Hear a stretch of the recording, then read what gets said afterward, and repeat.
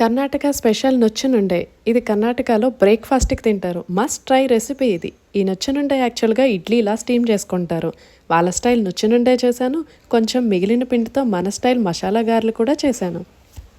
ఈ నుచ్చునుండే చేసుకోవడానికి కందిపప్పు, పెసరపప్పు, శనగపప్పు యూస్ చేస్తారు. నేను శనగలు యూస్ చేశాను.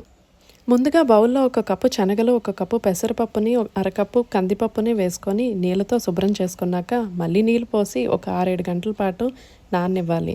ఆ తర్వాత వాటర్ని డ్రైన్ చేసి పప్పుల్ని గ్రైండర్లో వేసుకోవాలి. గ్రైండ్ చేసుకున్న పిండి ముద్దను బౌల్లోకి తీసుకొని దానిలోకి గ్రైండ్ చేసుకున్న కొబ్బరి, పచ్చిమిర్చి వేసుకోవాలి. తర్వాత లీవ్స్ని వేసుకొని బాగా కలుపుకోవాలి. దానిలో కట్ చేసుకున్న ఉల్లిపాయలు, ఉప్పు వేసుకొని బాగా మిక్స్ చేయాలి.